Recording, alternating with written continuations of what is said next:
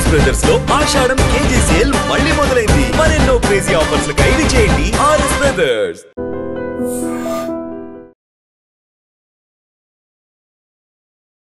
నమస్తే, welcome to iDream inside politics with Kavitha.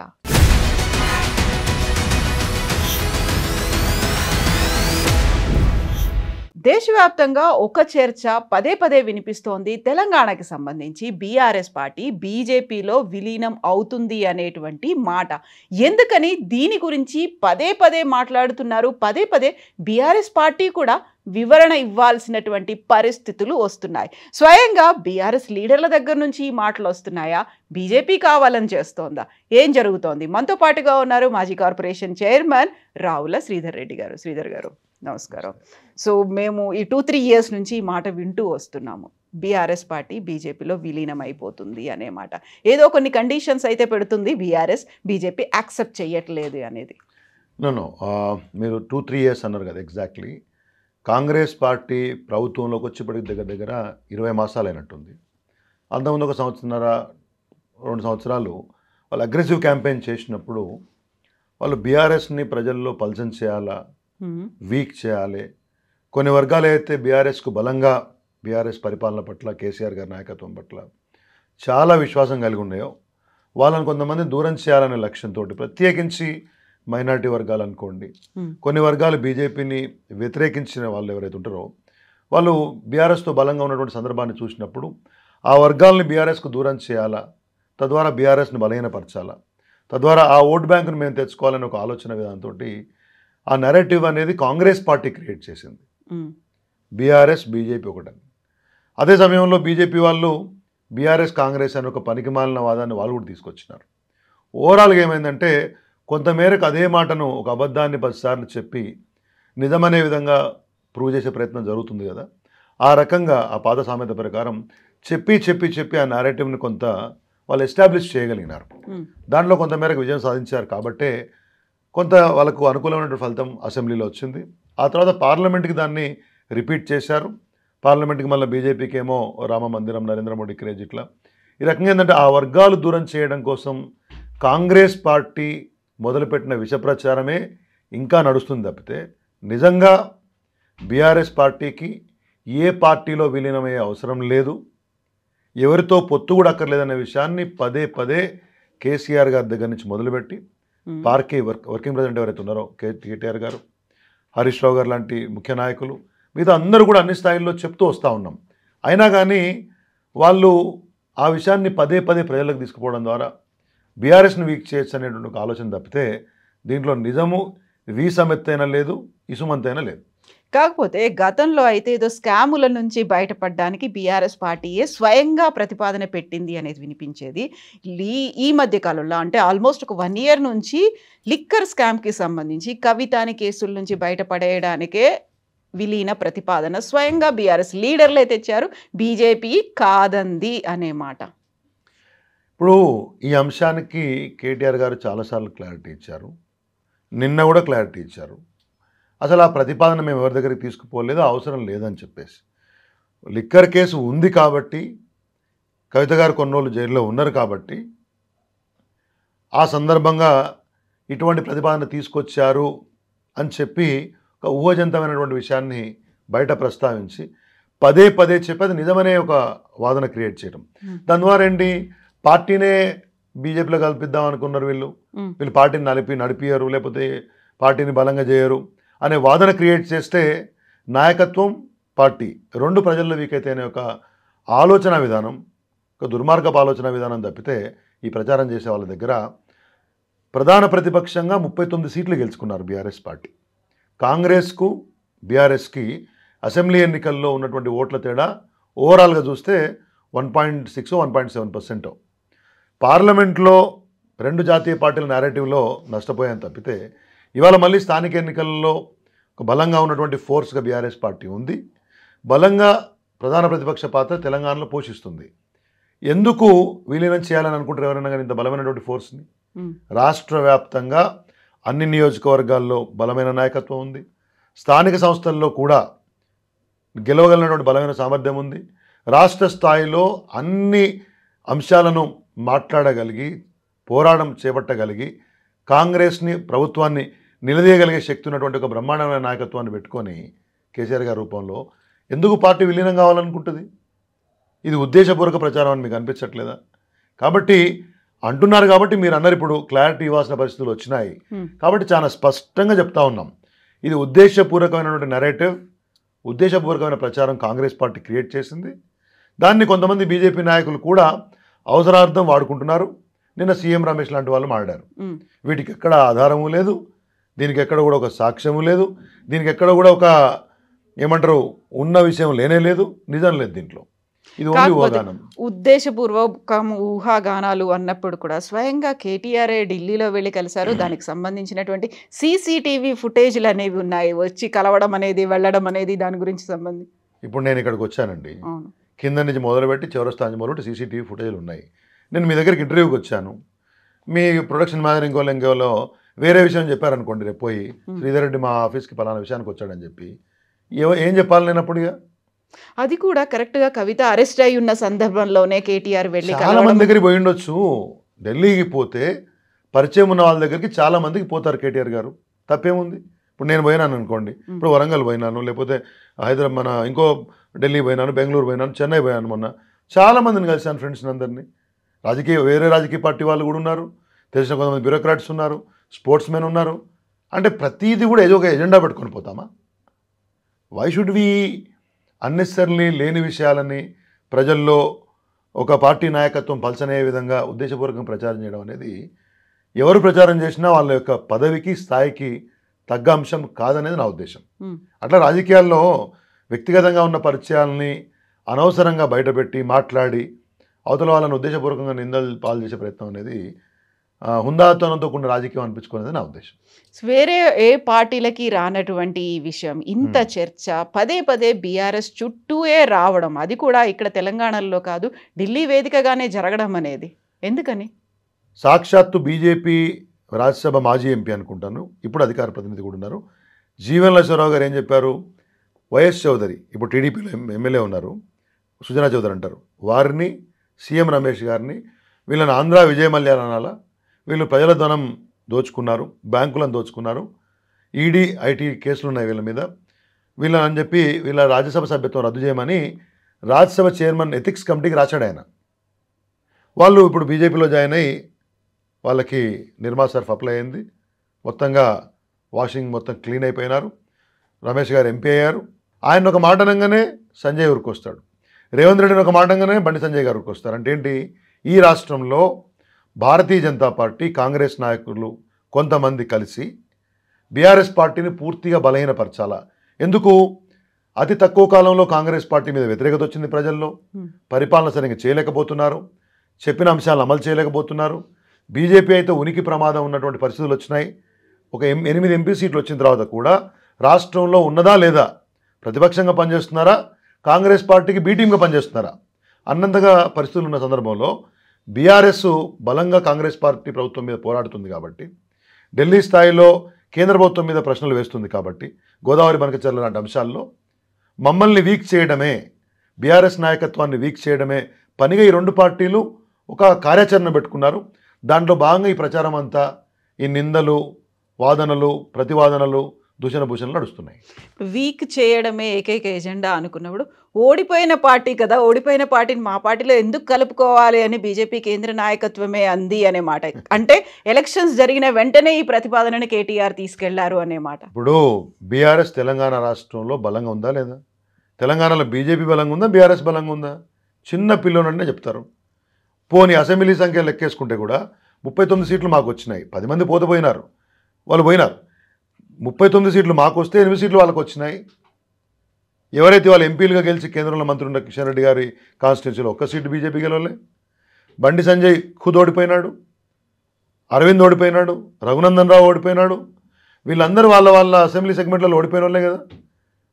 BJP నాయకులు ఎవరైతే ఎంపీలు ఉన్నారో ఎమ్మెల్యేలుగా పోటీ చేసి బీఆర్ఎస్ వాళ్ళ మీద ఓడిపోయి మేము బలంగా ఉన్నాము, బీఆర్ఎస్ బలహీనంగా ఉందని మాట్లాడితే ఇదేమన్నా కనీస ఇంగిత జ్ఞానం ఉన్న తెలివి ఉన్న వాదనేనా? చిన్న పిల్లలనే చెప్తారు. రేపు స్థానిక సంస్థలు వస్తాయి, 20% అయినా ఎవరైతే ఎంపీలు ఉన్నారో ఎమ్మెల్యేలు ఉన్నారో మీ అసెంబ్లీ పార్లమెంట్ సెగ్మెంట్లలో 20% సర్పంచులు ఎంపీటీసీలు జడ్పీటీసీలు గెలవగలుగుతారా? ఒక్క జడ్పీ స్థానమైనా కానీ తెలంగాణ రాష్ట్రంలో బీజేపీ గెలుస్తుందా? 2 కేంద్ర మంత్రులు ఉన్నారు కదా, ఒక్క జడ్పీ స్థానం గెలవగలుగుతాం, పలానా జడ్పీ స్థానం గెలుస్తామని ఛాలెంజ్ చేయమని చెప్పండి. వాళ్ళు బీఆర్ఎస్ పార్టీ బలహీనం ఉందంటారు, మేము చేర్చుకోదలుచుకోలేని మాట్లాడతారు. ఇదే బండి సంజయ్ అంటే ఆయన కరీంనగర్లో గంగుల కమలాకర్ గారి మీద ఓడిపోయినారు కదా. పార్లమెంటు నరేంద్ర మోడీ దయ, ఆయన క్రేజు, రామమందిర నిర్మాణంలో వచ్చినటువంటి ఒక అనుకూలత తప్పితే వీళ్ళ గొప్పతనం ఏమీ లేదు. నేను ఛాలెంజ్ చేస్తున్నా ఇవాళ కూడా, బీజేపీ కార్యకర్తల రక్తం, స్వేదం, మాంసం, వాళ్ళ శ్రమ, వాళ్ళ యొక్క శ్రమ తట్టి కొంతమంది నాయకులు అక్కడ నాయకులయ్యారు, పదవులు తెచ్చుకున్నారు తప్పితే మీరు వాళ్ళ నాయకుడు ఒక అరవింద్ ఎంపీ గారు చెప్పారు, మంచి మాట చెప్పాడు, మనల్ని గెలిపించిండ్రు కార్యకర్తలు నాయకులను చేసిండ్రు, మనం వాళ్ళ నాయకులను చేద్దాం రండి అని చెప్పి బీజేపీ నాయకులకు పిలిపించిండు. నేను ఛాలెంజ్ చేస్తున్నా, రామచంద్రరావు గారు, కిషన్ రెడ్డి గారు, మురళీధర్ రావు గారు, బండి సంజయ్ గారు, మిగతా ఎమ్మెల్యేలు, ఎంపీలు ఒక్కొక్క జిల్లా తీసుకొని 20% ఎంపీటీసీలు జడ్పీటీసీలు గెలిపించి మీరు పోయిన ZP గెలిపించగలుగుతారా? చేతనవునా?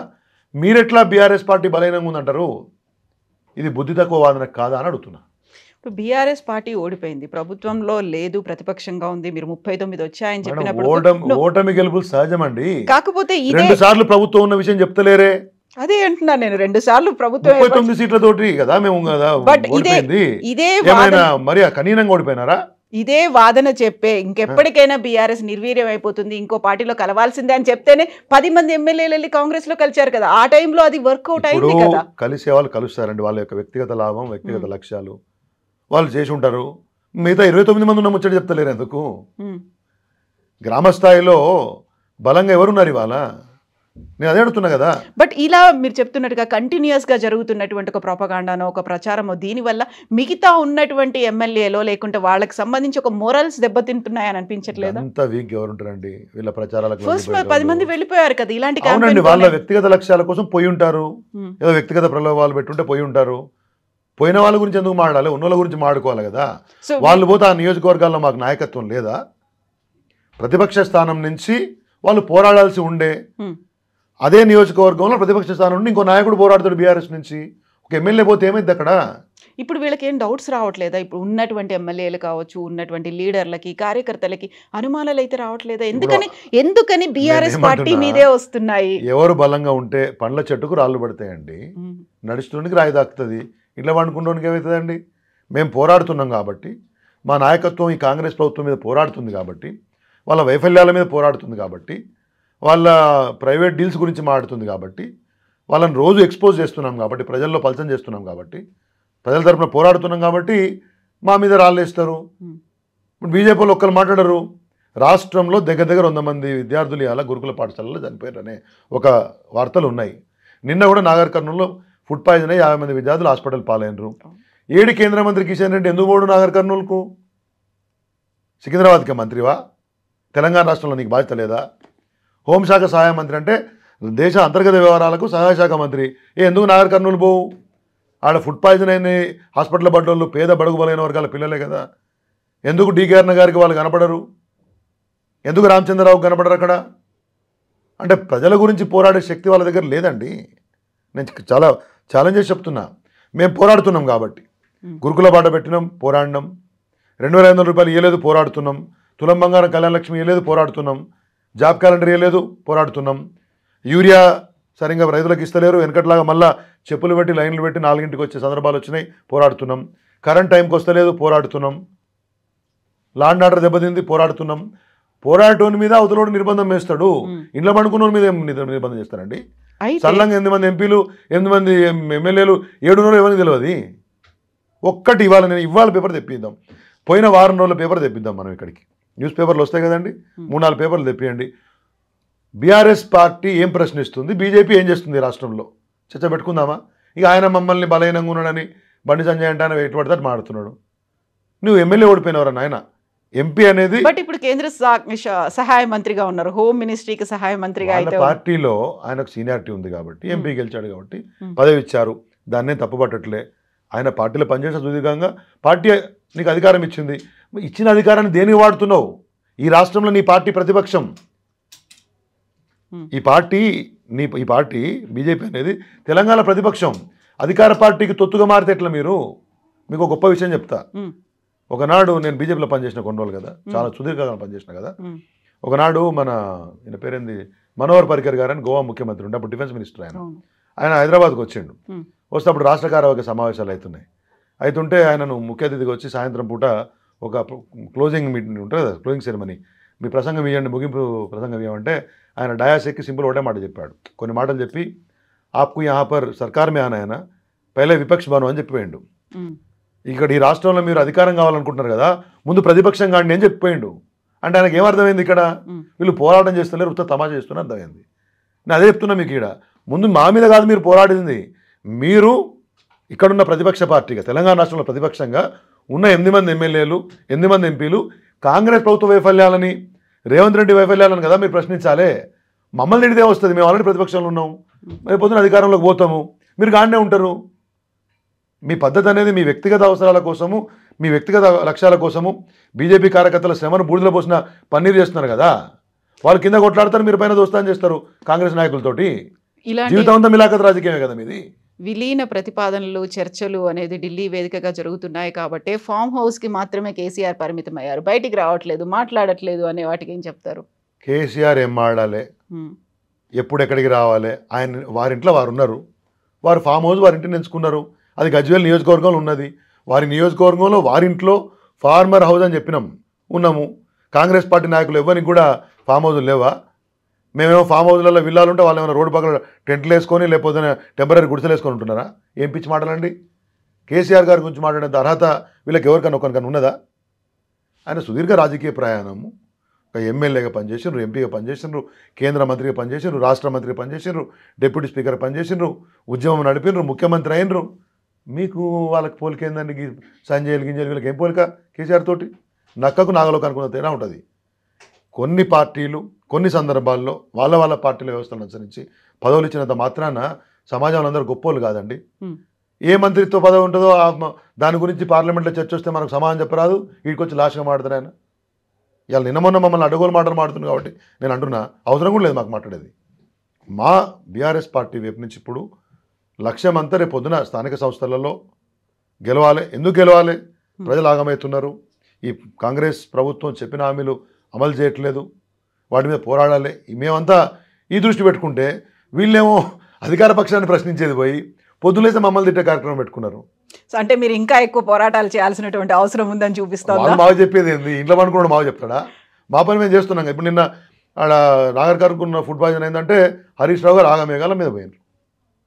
That is called leadership కదా. ప్రజల సమస్య ఎక్కడ అక్కడ మీరు పోవాలి కదా. అది చేయకుండా ఢిల్లీలో కూర్చొని పార్టీ ఆఫీస్లో కూర్చొని సమోసాలు ఛాయ్ తాగి ఇష్టం వచ్చినట్టు మాట్లాడితే పేపర్లు వేస్తాయి. మీరు పదవులలో ఉన్నారు కాబట్టి వేసిన ప్రతి వార్తకు మీకు వాల్యూ వస్తుందని అనుకుంటే వాళ్ళ బుద్ధి తక్కువ ముచ్చటది. వచ్చిన ప్రతి హెడ్లైను వాళ్ళకి ఏదో పేరు తెస్తుందని వాళ్ళు అనుకుంటే మమ్మల్ని విమర్శించే నాయకులకు ప్రజల్లో పలచన అవుతున్నారనే విషయం మర్చిపోతున్నారండి వాళ్ళు. మీరు ప్రజా సమస్యల మీద కొట్లాడండి. మీకు 2 మంత్రి పదవులు ఇస్తే రాష్ట్రంలో ఎంత పని చేసుకోవాలండి? మీరు రాష్ట్రానికి కావాల్సిన నిధులు తీసుకురావాలి, కొత్త కార్యక్రమాలు తీసుకురావాలి. మీరు కేంద్రంలో అధికార పక్షంగా ఇక్కడ అధికార పక్షాన్ని మీరు ప్రశ్నిస్తే జాతీయ స్థాయిలో బీజేపీ కాంగ్రెస్ కొట్లాడుతాయి. మీరు ఇక్కడ మిత్రులాగా ఉంటే ఎట్లయితుంది? మీరు కొట్లాడతారో ఉత్తగుంటారో లేకపోతే పల్లీలు తింటారో మాకే సంబంధం, కానీ మమ్మల్ని ఎందుకు, మా మీద ఎందుకు రోజు పొద్దున్న లేస్తే పంచాయతీ? Thank you so much Sridhar Reddy garu. Thank you అండి. Thank you.